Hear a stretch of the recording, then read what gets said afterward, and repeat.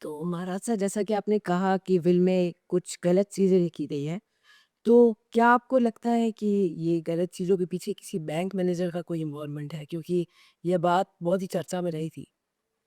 वो रही थी क्योंकि जो कोर्ट में एफिडेविट थे वो कभी एक एफिडेविट दिया, फिर वो एफिडेविट को बदल दिया, फिर किसी और ने कॉन्ट्रडिक्टरी एफिडेविट दिया।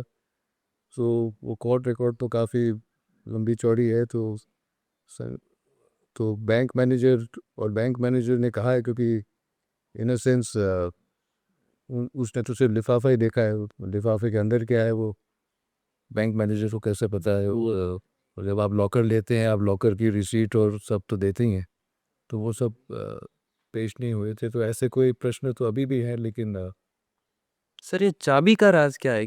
जैसे ये घंटाघर थानेदार को रिसीवर नियुक्त किया गया था, तो उसकी जिम्मेदारी ये देख रेख की और संभालने की, और फिर हाई कोर्ट के ऑर्डर के विपरीत एक एग्जेक्टिव एक्शन की तरफ से मेरे अंकल को दे दी, सौंप दी जमीन, प्रॉपर्टी कि पहले से जो हमारे पार्टीशन सूट ऑन है। पार्टीशन सूट का मतलब यही है कि परिवार के हर सदस्य को अपना शेयर मिल जाए, और वही केस है मोटे तौर पे।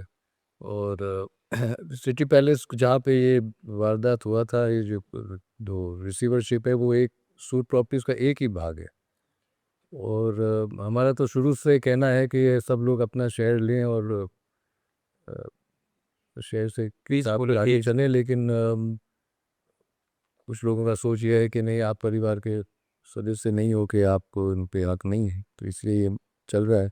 और ये तो ऐसे ऐसे अभी जो राज तिलक हुआ वो भी काफी चर्चित रहा।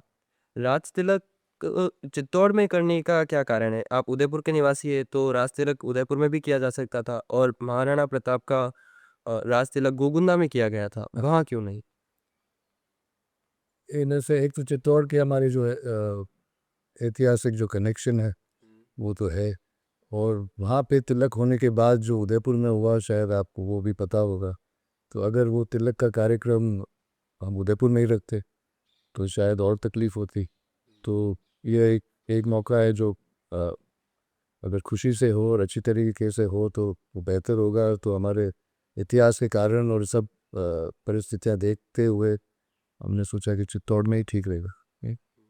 महाराज साहब जो आपका राजतिलक हुआ था, उस दौरान आपने कई सारे राजपूत घरानों को एक ही मंच पर एकत्रित किया था, हमने देखा है। लेकिन क्या आपके परिवार के सभी लोग उपस्थित थे वहाँ पर?